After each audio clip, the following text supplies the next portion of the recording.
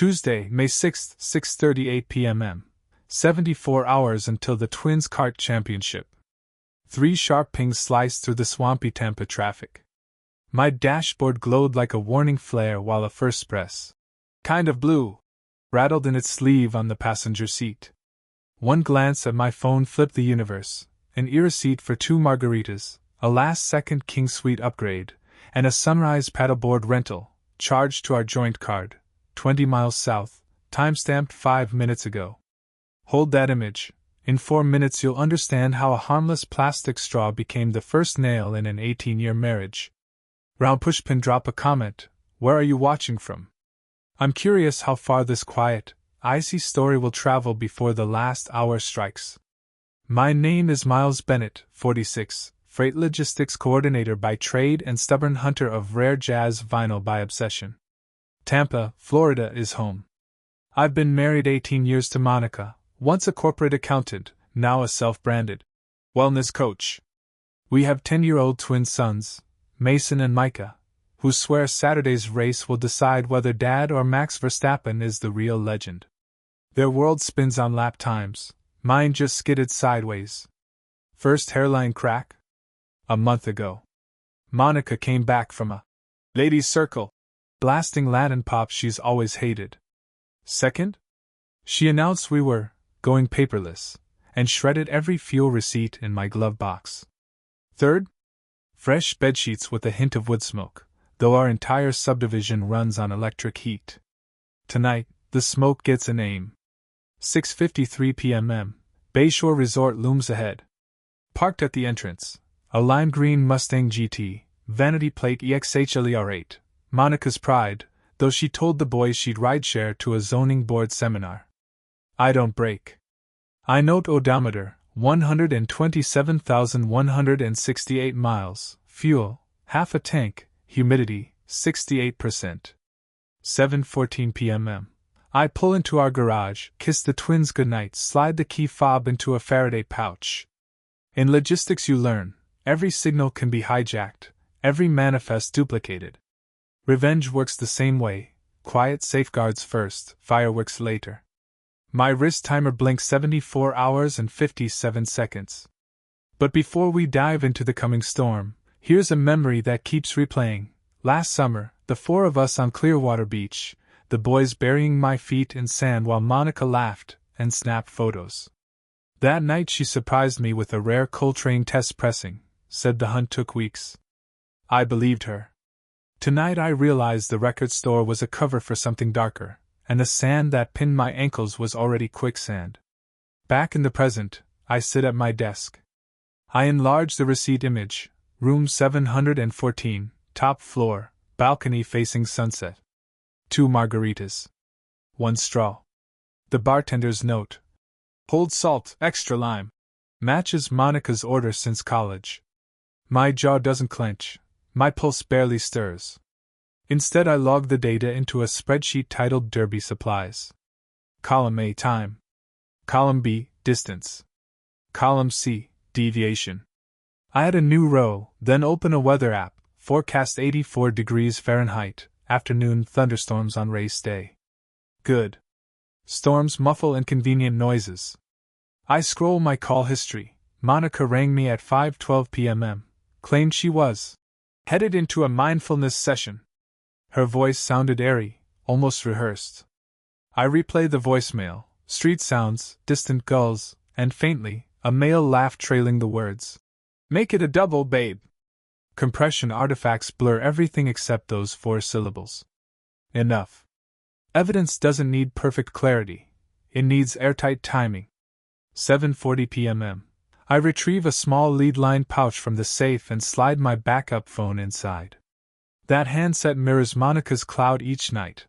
Wi-Fi loyalty for marital betrayal. Tonight's sync will finish by 2 a.m.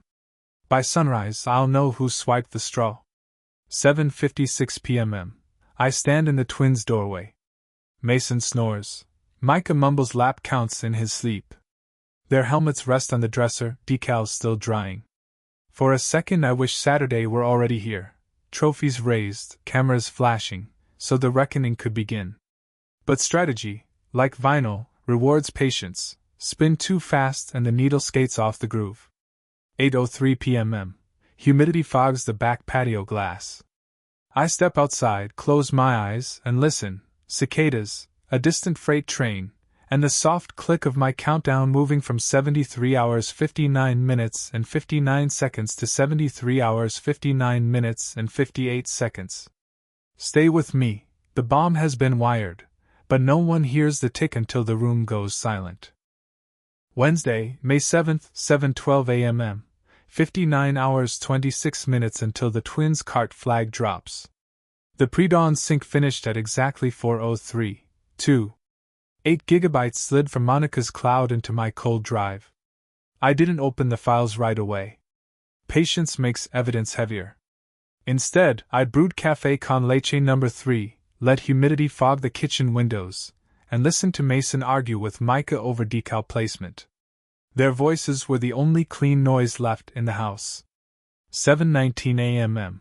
I cracked the first folder, a selfie of Monica wrapped in white hotel robe, time-stamped last night, room 714's balcony rail framing a crimson sunset.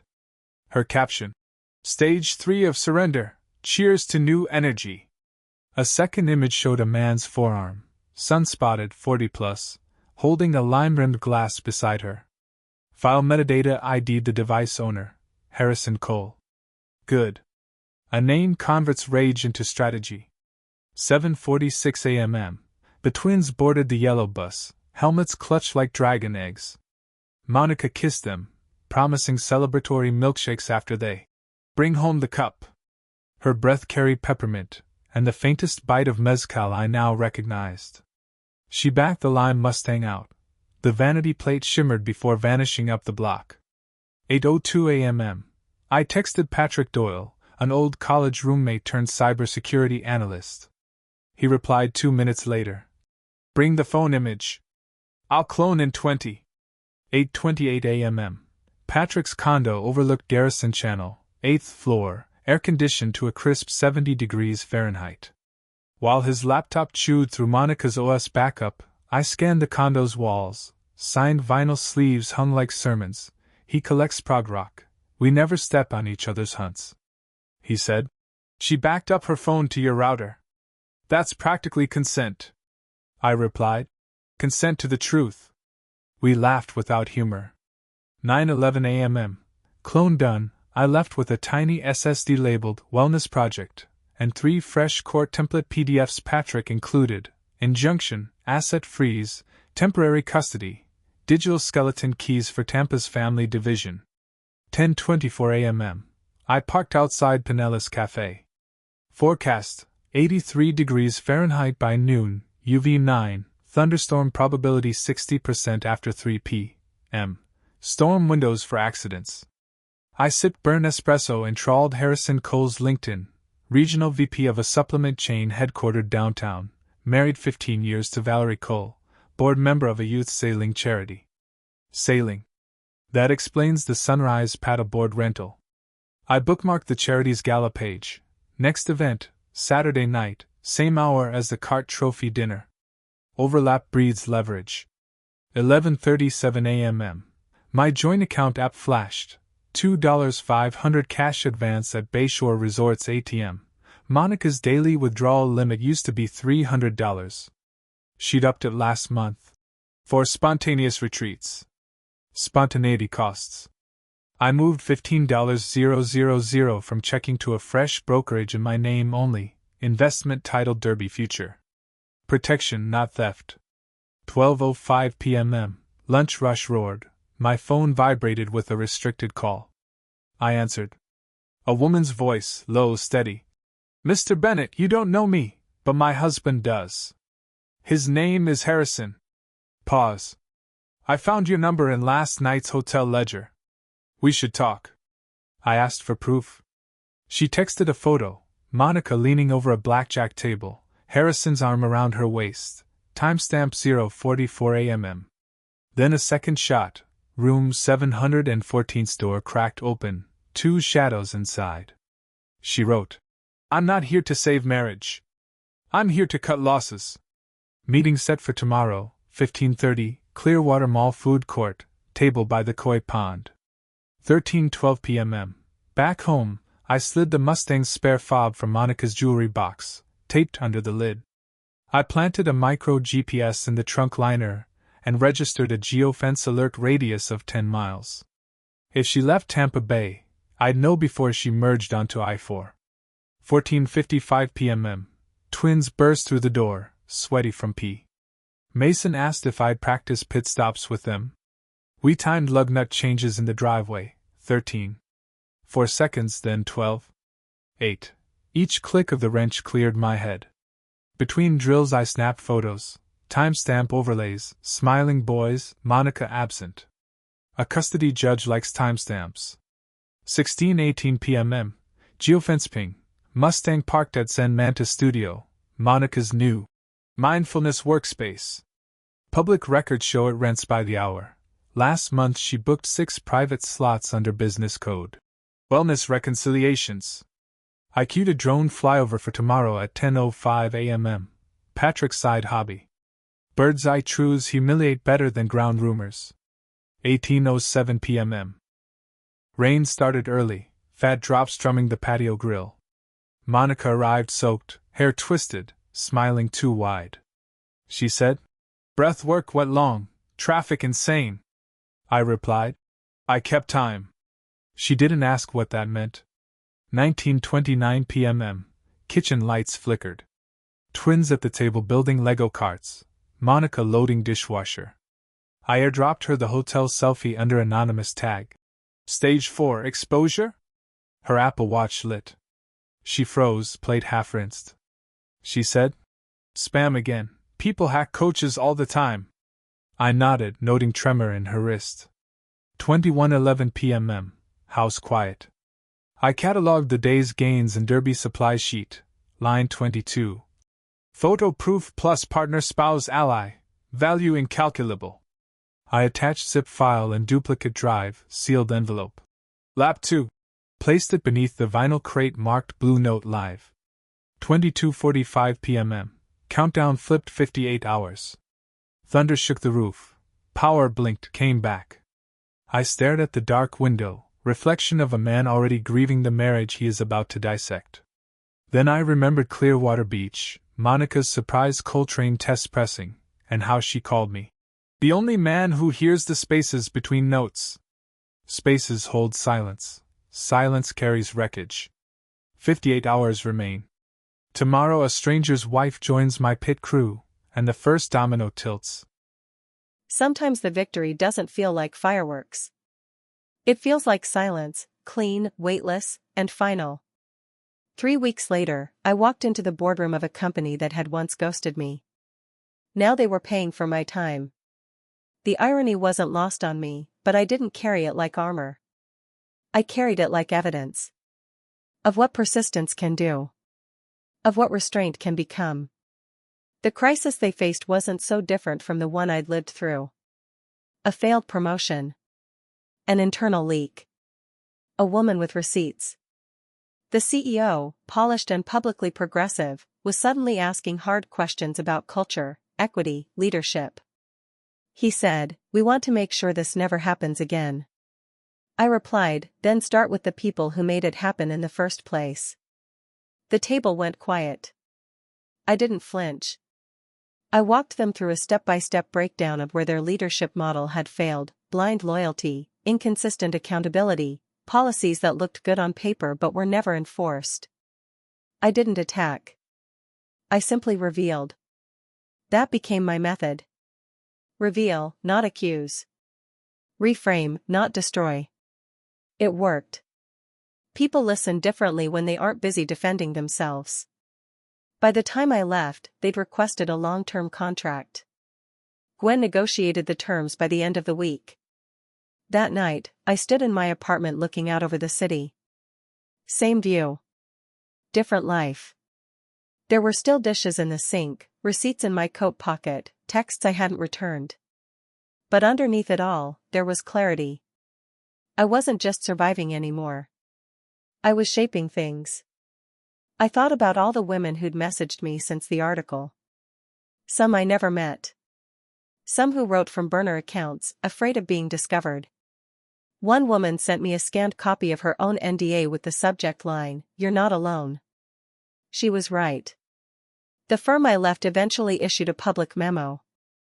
Carefully worded, predictably vague. But inside, I knew policies had shifted. I knew Stewart's resignation wasn't the last. A quiet cleanup had begun. And I wasn't part of it anymore. That was the best part, I didn't need to watch the house fall to know I'd loosened the bricks. Marissa and I had lunch in the park that Friday. She'd joined a different firm now, one where her title matched her skill set. She wore soft navy slacks and no longer flinched when she got an Outlook notification. We talked about work, the industry, our mothers. How strange it is to grow into women our younger selves wouldn't recognize, but maybe would respect. She asked, "Do you ever miss it?" I knew what she meant. The old firm. The familiar systems. The illusion of safety. I said, "I miss the version of myself who thought good work was enough." She nodded. Then said, "But I like the version who stopped waiting for permission." We smiled and let the conversation drift. Later that week, I visited my grandfather's grave for the first time in a long while. I brought the old leather notebook, the one I'd filled with projections and plans, hope scribbled between formulas. I didn't speak. Just sat for a while, hands folded in my lap, listening to the breeze move through bare branches. Before I left, I opened the notebook to the last page and added a single line. "Legacy isn't what you inherit. It's what you correct." Back at the office, Gwen handed me an envelope, our first profit share payout. It wasn't massive. But it was clean. Honest. Earned. I went home that night and poured a glass of wine. Opened my laptop and drafted the next client strategy.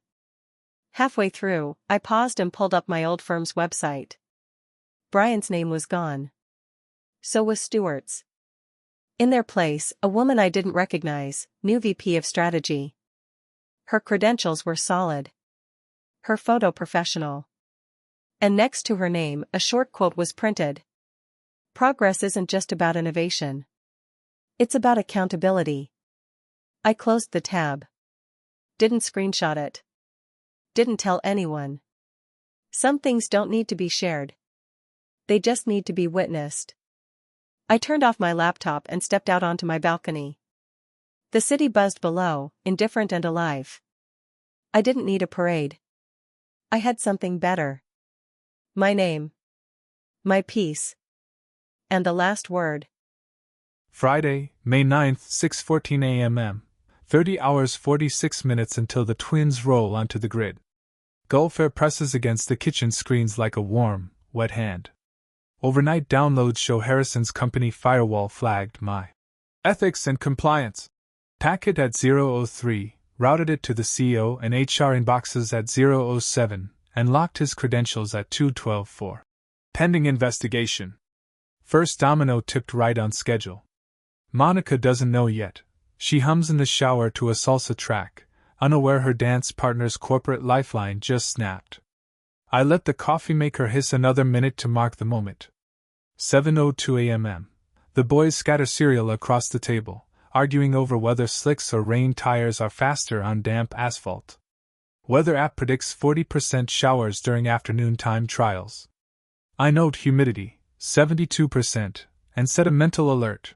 Wet track equals longer braking zones, better opportunities for stage drama. Monica breezes in wearing a turquoise scarf dotted with tiny sailboats, my first clear trophy from last night's lodge. She claims it's vendor swag. I study the pattern, identical to the youth sailing charity logo. Trophy confirmed. 7:15 a.m. Bus doors clapped shut, carrying Mason and Micah towards school. Monica grabs her gym tote. Mustang remote chirps outside. I say, "Mind if I take the Mustang for a tire rotation before practice?" The wobble seemed worse. She hesitates, calculating.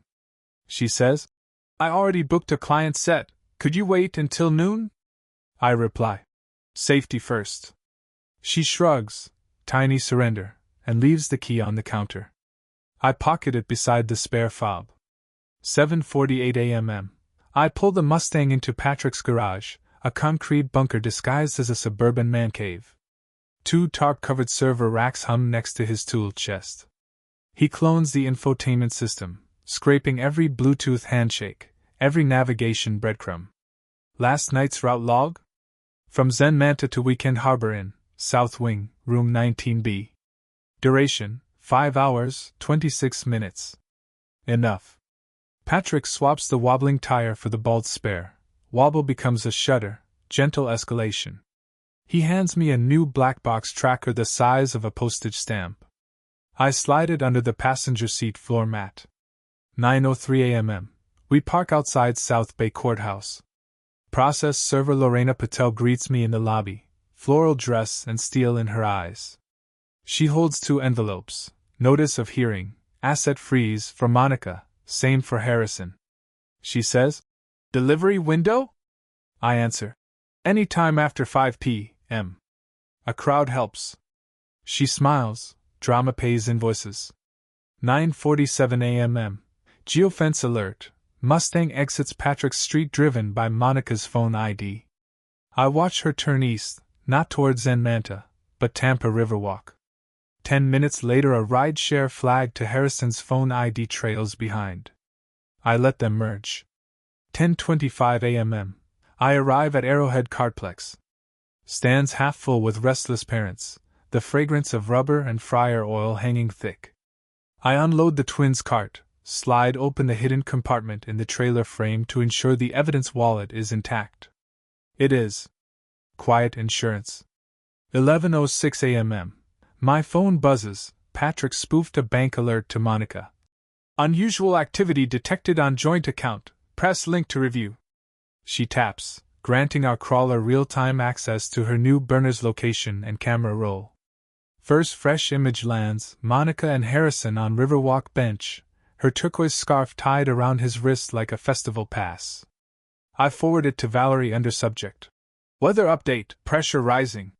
She replies with a single thumbs up emoji. 12:40 p.m. Time trials start. Rain holds off, asphalt steams. Mason pilots the cart like he's part of the chassis, Micah handles the stopwatch. Their best lap, 52. 3 seconds top 5. I film every second, overlaying date time in the corner. Document competence, document presence. 13:18 p.m. Monica arrives, wobbling Mustang shuddering into the lot. She exits, sees the boys, waves. She doesn't approach me. Guilt erects invisible fences. Instead, she FaceTimes someone, reflection of Harrison's blocked avatar in her sunglasses. She ends the call when I step beside her. I say, "Tire rotation helped?" She says, "Still feels off." I answer, "We'll get it balanced tomorrow." Her smile fractures. 14:05 p.m. Cloud shelf darkens. Announcer calls weather hold. Parents file under awnings. I stand with Monica and the twins near concessions. Thunder grumbles. Suddenly Harrison strides across gravel, suit coat flapping, phone pressed to ear. Monica's eyes widen. She didn't summon him. He says, loud enough for me, "I'm being suspended. Compliance scandal. Did you leak something?" She whispers, "Not here." I watch the turquoise scarf slip from her bag, land in a puddle, soak and darken to Caribbean black. Perfect metaphor on cue. 14:07 p.m. Patrick's tracker registers elevated heart rates on both their smartwatches, another metric of panic archived. A gust flips concession umbrellas, nacho trays scatter. Mason grabs Micah's arm, pointing at lightning. They run for the trailer. I shepherd them, leaving Monica and Harrison mid-argument, silhouettes against a sheet of rain. 15:12 p.m. Storm passes. Track director announces time trial results. Bennett twins seated third for championship grid. Boys explode with cheers. Monica claps half-heartedly. Harrison is already gone, Audi fishtailing out of the lot. She jogs to the Mustang, stalls twice, then lurches away, bare spare chattering. 16:05 p.m. Process server texts a selfie. Monica served outside Zen Manta entrance, envelope in hand, expression mid-scream. 30 seconds later, second selfie. Harrison served at corporate HQ security gate, rainwater streaking his windshield. Lorena captions it. 2 for 2. See you Monday. 17:40 p.m. Home. Twins rewatched their laps on the TV. I prep dinner, grilled chicken, broccoli, their favorite garlic rice. Monica hasn't returned. Voicemail from her lawyer asks for clarification regarding emergency motion. Clarification arrives Monday at sunrise. That's the point. 20:22 p.m. Garage. I polish the kart's fairing. It reflects the countdown on my watch. 18 hours 16 minutes and 23 seconds. I remember 6-year-old Mason dangling medals around my neck shouting, "Dad, you never lose!" I intend to keep that record. 21:05 p.m. Doorbell rings. On the step, a soggy turquoise scarf knotted around a hotel keycard, both inside a Ziploc. No note. The gesture reeks of Harrison, a plea or a warning.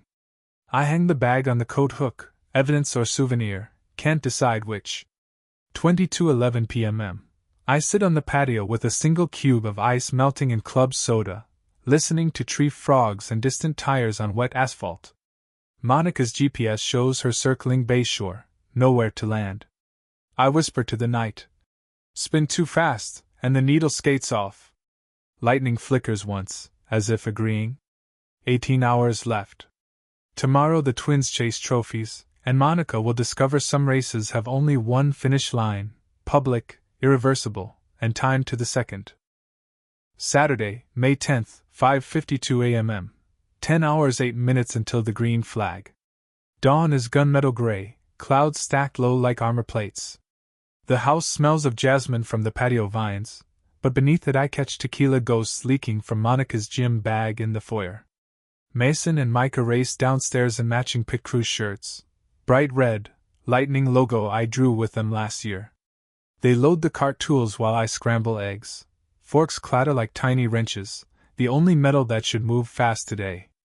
Countdown on my watch, 10 hours 7 minutes and 12 seconds. 6:17 a.m. Monica slips through the kitchen wearing yoga black, ponytail too neat for sunrise. She pours coffee she won't drink, eyes flicking toward the envelope Lorena served yesterday.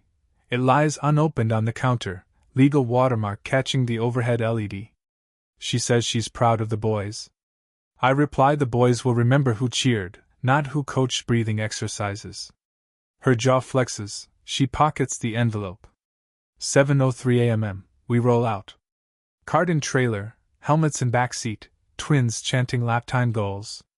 Monica drives the Mustang, wobble now a violent tremor thanks to Patrick's spare. She turns up the radio to drown the rattle. Latin Horns, Volume 27. Harrison's Audi appears 2 cars back in the mirror, black paint, steam clean sheen. Geofence pings each half mile. I keep silent notes, speed 55, humidity 79%, barometer falling. 7:48 a.m. Arrowhead Kartplex parking fills fast. Parents unload tents, coolers, lawn chairs, smell of hot asphalt and sunscreen rises like a wave. I guide the twins to registration, snap photos where Monica's absent frame leaves a gap, documentation of primary caregiver. She drifts to Harrison's Audi, they confer, her hands slicing air. I record with a pencam clipped to my cap brim. 8:21 a.m. Driver briefing under metal awning. Track official lists wet flag rules and engine kill protocol. As he speaks, Harrison's phone vibrates twice. Corporate email server delivered the compliance charge. Exactly 8:22. Power on password required before read. He tries, GUI locks him out after 3 failed attempts. Sweat beads on his temple despite 78 degrees Fahrenheit breeze. Monica notices. Whisper becomes hiss. I slide envelope, lap 4 drone video, offshore wire receipts, into her pit bag beside protein bars. Paper corners will slice fingers when she gropes for snacks later. 9:05 a.m. First practice. Mason pilots clean lines, Micah times pit stops, 11. 7 seconds best. I swap slicks to reins, half the dads copy me. Strategy published is strategy diluted. Monica walks the fence line filming with her burner, voice commentary shaky. I text Valerie. Audi driver unstable. Your window 11:30 to 12 o'clock. She replies lightning emoji. 9:58 a.m. Cloud ceiling drops. Thunder mutters over Tampa Bay. I open the trailer, unlatch the hidden pocket, confirm fireproof wallet intact. Then I retrieve a slim USB and plug it into the kart telemetry tablet. It auto-uploads the 92-second evidence montage to 3 destinations: Valerie's attorney, Judge Pratt's secure drop, and a dead man's switch email dated Monday 5 o'clock. Insurance everywhere. Redundancy beats revenge novels. 10:16 a.m. Monica approaches clutching the legal envelope now torn at one corner, her nails chipped. She says, "We can discuss this later. The boys need calm." I reply, "Calm is 10 hours old. They'll race regardless." Harrison stalks up mid-sentence. Engine roar drowns words. He grabs her elbow, blurting about corporate sabotage. She flinches, looks at me like I hold the antidote. I tilt my stopwatch. He said, "You did this." I replied, "I counted laps." He steps forward. Officials blow whistle. Only drivers allowed past barricade. Microphones pick up everything. 10:37 a.m. Rain starts. Fat Florida drops. Asphalt sizzling. Officials announce 30-minute delay. Crowds crush under grandstand awning. I heard the twins under the trailer canopy pop open cooler. Monica reaches inside, slices her finger on envelope corner. Bright blood dots her turquoise scarf now tied to her wrist again. Makeshift Lucky Charm turned tourniquet. She curses sotto voce, boys wide-eyed. I hand her gauze, watch her flinch twice, once from sting, once from seeing my expression, cataloging. 11:02 a.m. Valerie arrives in stone gray trench, umbrella striped navy white, sailing colors. She positions herself beside local news crew covering weather delay human interest pieces. I nod once, she returns nod. At 11:11 she steps into frame, hands reporter a folder marked Community Integrity. Camera zooms. Her statement references executive misconduct jeopardizing youth programs. Harrison sees the broadcast on Jumbotron inside concessions, face bleaching to parchment. Monica mouths, "What did she do?" I tap my watch. Countdown 5 hours 48 minutes and 59 seconds. 11:23 a.m. Harrison charges toward news crew, security intercepts, escorting him to admin building. Monica follows, leaving twins mid-conversation. I kneel, explain mechanical grip concepts to distract them, record their calm on video, evidence of stable parenting amid chaos. 11:44 a.m. Rain stops, sun punches holes through cloud deck. Race director resets grid for noon launch. I strap Mason in Micah Mann's jack. Monica returns, eyes red, says nothing. She observes me torque lug nuts to 90 lbft, precision she once praised. I notice her phone screen cracked, maybe dropped, maybe squeezed too hard. She says, "Kids first, remember?" I reply, "Always." 12:02 p.m. Engines fire. Green flag waves. Mason rockets to P2 by turn 3, rain tires chewing damp line. Crowd roars. Monica stands rigid, clutching pitboard she forgot to flip. Lap 5, Harrison reappears at fence, security shadowing. His suit jacket missing, tie askew. He yells something drowned by engines. I red lips, frozen assets. He points at me, then at Monica. She shakes head, backs away. I check stopwatch, lap pace stable. 12:07 p.m. Mid-race caution, kart spin in sector 4. Field bunches. Monica's phone buzzes. She finally opens envelope. Lap 4. Drone photo on top, her kissing Harrison, thermos steam curling. Underneath, Belize account printout, entry marked $8,000 yoga retreat. She flips pages, hands tremble. I lean close, voice low so only she hears. Evidence is like gravity. Ignore it, and you still fall. 12:11 p.m. Green flag again. Mason slingshots into lead, Eurocam feeds scoreboard. Monica's breathing loud, erratic. She staggers, drops pitboard. I steady her by elbow, purely functional. Her pulse hammers, smartwatch logs 144 BPM. She says, "Why?" I answer, "Because the twins deserve truth before trophies." 12:23 p.m. Final lap. Thunder rumbles distant but dry track holds. Mason crosses line first, fist raised. Micah leaps, stopwatch clatters.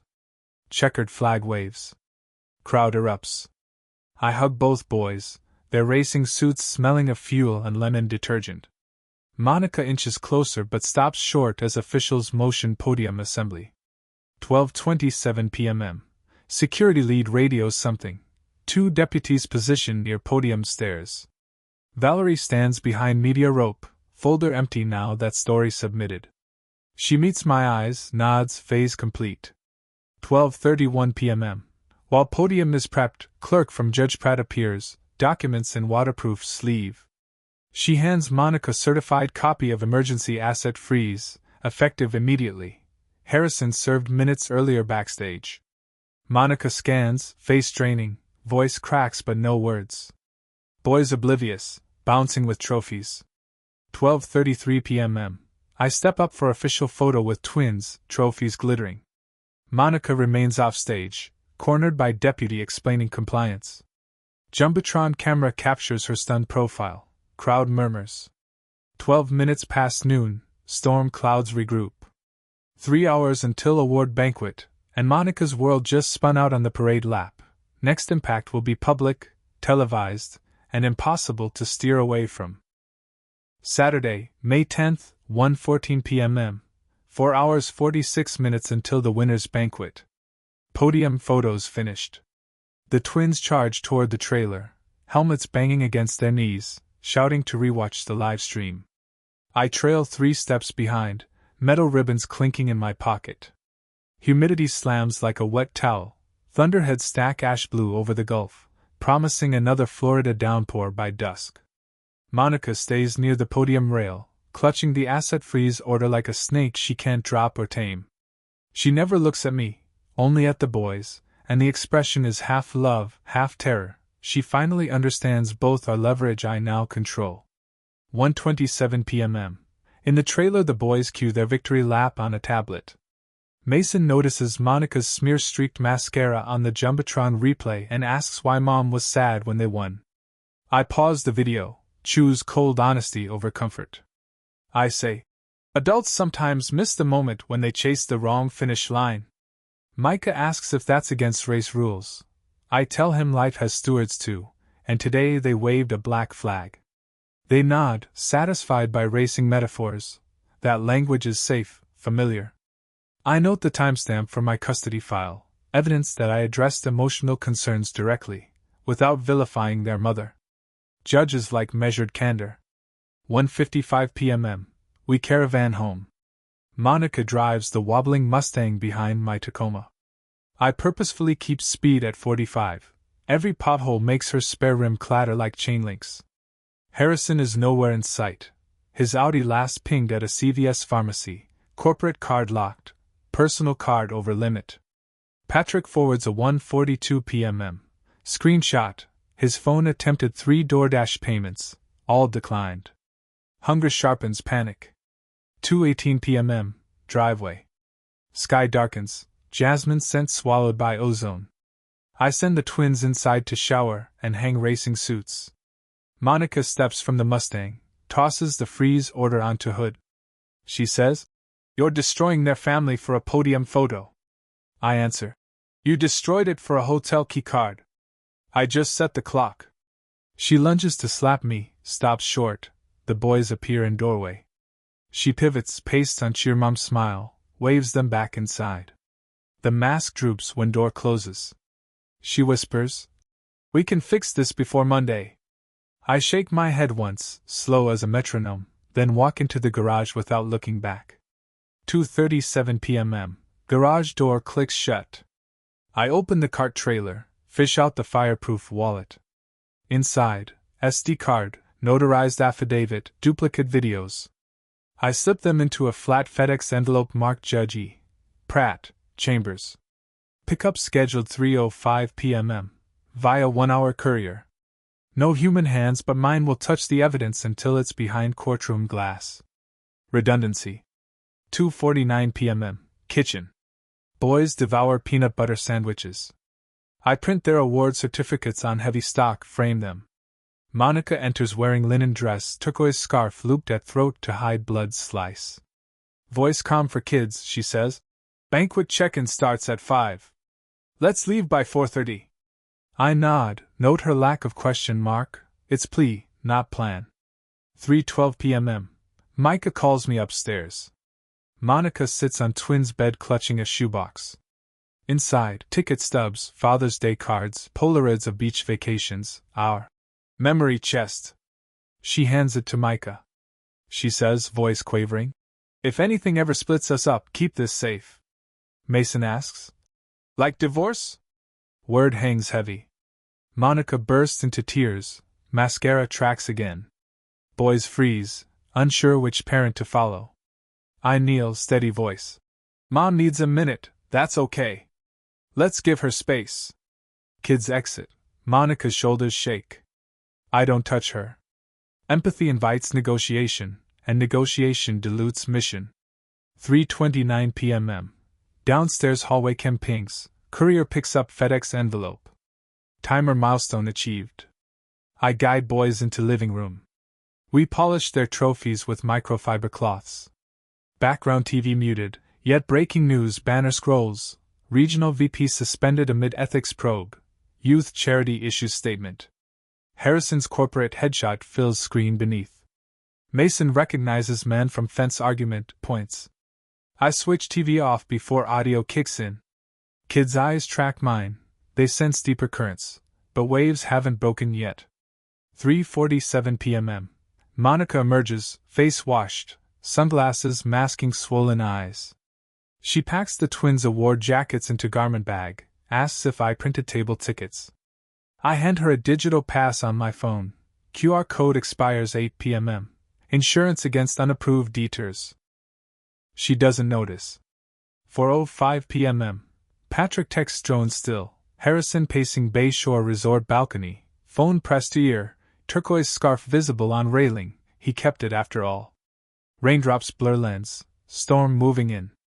Patrick captions, Audi still at CVS, looks stranded. I reply with thumbs down. 4:31 p.m. We depart. I drive Tacoma with twins, Monica follows in Mustang. Route intentionally selects downtown gridlocked by Gasparilla half marathon cleanup. Stop and go grid perfect for GPS breadcrumbs. At 4:48 geofence signals Mustang within 25-foot radius of Harrison's Audi parked curbside. Hood up. Monica lowers window, exchanges words.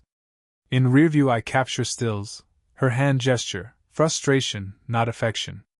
Kids play victory playlist oblivious. 4:56 p.m. Banquet venue, Harborview Marriott, ballroom level. Rain hammers as valet sprints for doors. I hand off Tacoma, valet eyes cart decals, grins. Inside, lobby buzzes with donors and navy blazers, sequin dresses. Youth sailing banners flap in AC gusts.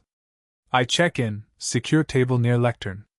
Monica ushers twins to buffet line, plastic gloves over their fingers. PR photographer circles. I angle boys for shot, exclude Monica, legal optics. 5:23 p.m. MC starts program. First slide corporate sponsors. Harrison's company logo appears, but lights flicker. Technician rushes laptop. Second slide stalls, USB corrupted. Technician pulls drive, frowns at error. I recognize silver casing, the one Valerie handed reporter. Trojan payload delivered. Now pictures of Harrison and Monica fill ballroom screens, watermarked. Undisclosed relationship investigation. Gasps ripple. Monica drops salad plate, shards scatter. Boys stare at mother as if meeting stranger. Mason whispers, Mom? She can't form words. I stand, block screens with my back until tech kills feed. Audible hush, then murmurs snowball. 5:27 p.m. Deputy approaches lectern, microphone squeal, announces that due to ongoing investigation, the gala raffles are postponed. Guests surge for exits. Rain lashes windows, thunder rolls stadium loud. Perfect acoustic cover for what comes next. 5:31 p.m. I kneel eye level with twins behind column. I speak clear, steady, the way kart marshals explain red flag restarts. I tell them marriage is a partnership and sometimes one driver ignores the rules, causing a crash. We will sort debris together. I promise their routines, school, karting, Saturday waffles, will stay intact. Mason asks if mom is in trouble. I answer. Adults fix their own penalties. They nod. Race logic translates again. 5:33 p.m. Monica steps from bathroom, eyes wild, jacket soaked by faucet splash. She says, "You poisoned everything. They hate me." She gestures to boys. I reply, "They can still love you. But first you must refuel honesty, change tires on truth." She half laughs, half sobs. Thunder cracks. Lights flicker once more. 5:40 p.m. Sheriff investigator enters lobby, escorts Harrison outside door. Flashing blue strobes cut rain haze. Guest phones rise like periscopes, recording. Monica tries to follow. Deputy blocks path, hands her secondary subpoena, electronic device surrender. She staggers back, collides with dessert table, knocks over chocolate fountain. Brown cascade splashes turquoise scarf, staining it mud dark. Symbolism tidy as a screenwriter's final draft. 5:44 p.m. I guide stunned twins toward elevator. Monica reaches, grasps Mason's sleeve. He flinches, first time pulling from her touch. Pain flashes across her face deeper than any subpoena. I place gentle hand on her wrist, peel fingers free. I say, quiet enough for her alone. Your next lap is solo. Do not chase our draft. Elevator doors close on her tears. 5:46 p.m. Suite 1412. Rain lashes balcony glass like a high RPM chain. I set room key on desk, boot laptop, verify evidence uploads hit Judge Pratt's server, green ticks across board. Boys change into pajamas printed with racing stripes, sit cross-legged watching muted cartoon. I order room service burgers, extra fries. Mason asks, "Will Mom be in hotel tonight?" I tell him she has her own room to think and that sometimes quiet helps steering straight. He accepts answer, focus drifting back to animation. 6:08 p.m. Phone buzz Valerie. Her voice calm, satisfied.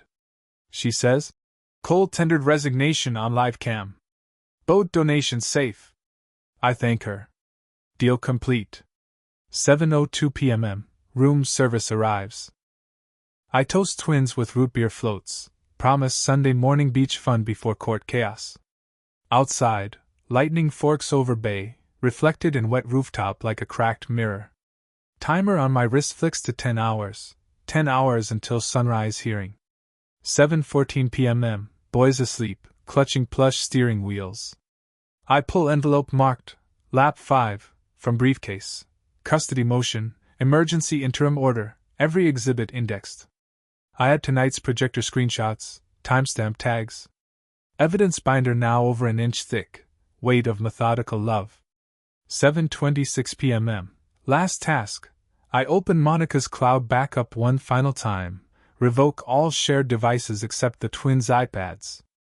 A pop-up warns, "This may cause data loss." I click proceed. Data loss is relative. Truth gained often outweighs bytes erased. 7:32 p.m. I step onto balcony, rain finally easing, city lights smeared in mist. Somewhere below police radio crackles, ambulance siren pulses. I breathe deep, taste metallic ozone, count heartbeats steady at 62 BPM. Strategy complete. Only execution awaits. 10 hours to sunrise court, and by the time the judge gavels in, Monica will learn that some races end before the checkered flag, when the pit crew walks away, and the track belongs to the one driver who never left his lane. Sometimes the victory doesn't feel like fireworks. It feels like silence, clean, weightless, and final. 3 weeks later, I walked into the boardroom of a company that had once ghosted me. Now they were paying for my time. The irony wasn't lost on me, but I didn't carry it like armor. I carried it like evidence. Of what persistence can do. Of what restraint can become. The crisis they faced wasn't so different from the one I'd lived through. A failed promotion. An internal leak. A woman with receipts. The CEO, polished and publicly progressive, was suddenly asking hard questions about culture, equity, leadership. He said, "We want to make sure this never happens again." I replied, "Then start with the people who made it happen in the first place." The table went quiet. I didn't flinch. I walked them through a step-by-step breakdown of where their leadership model had failed: blind loyalty, inconsistent accountability, policies that looked good on paper but were never enforced. I didn't attack. I simply revealed. That became my method. Reveal, not accuse. Reframe, not destroy. It worked. People listen differently when they aren't busy defending themselves.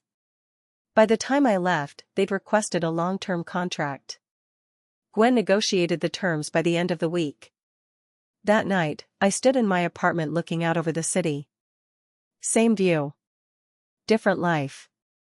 There were still dishes in the sink, receipts in my coat pocket, texts I hadn't returned.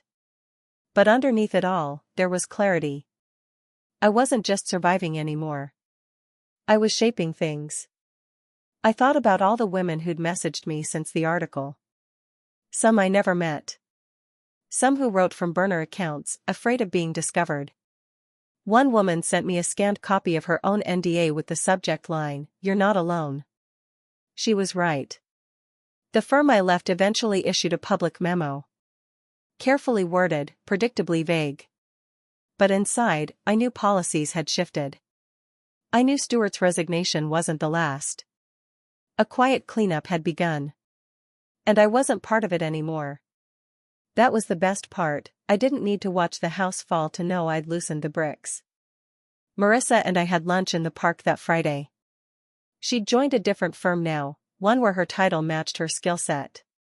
She wore soft navy slacks and no longer flinched when she got an Outlook notification. We talked about work, the industry, our mothers. How strange it is to grow into women our younger selves wouldn't recognize, but maybe would respect. She asked, "Do you ever miss it?" I knew what she meant. The old firm. The familiar systems. The illusion of safety. I said, "I miss the version of myself who thought good work was enough." She nodded. Then said, "But I like the version who stopped waiting for permission." We smiled and let the conversation drift. Later that week, I visited my grandfather's grave for the first time in a long while. I brought the old leather notebook, the one I'd filled with projections and plans, hope scribbled between formulas. I didn't speak. Just sat for a while, hands folded in my lap, listening to the breeze move through bare branches. Before I left, I opened the notebook to the last page and added a single line. Legacy isn't what you inherit. It's what you correct. Back at the office, Gwen handed me an envelope, our first profit share payout. It wasn't massive. But it was clean. Honest. Earned. I went home that night and poured a glass of wine. Opened my laptop and drafted the next client strategy. Halfway through, I paused and pulled up my old firm's website. Brian's name was gone. So was Stewart's. In their place, a woman I didn't recognize, new VP of strategy. Her credentials were solid. Her photo professional. And next to her name, a short quote was printed. Progress isn't just about innovation. It's about accountability. I closed the tab. Didn't screenshot it. Didn't tell anyone. Some things don't need to be shared. They just need to be witnessed. I turned off my laptop and stepped out onto my balcony. The city buzzed below, indifferent and alive. I didn't need a parade. I had something better. My name. My peace. And the last word.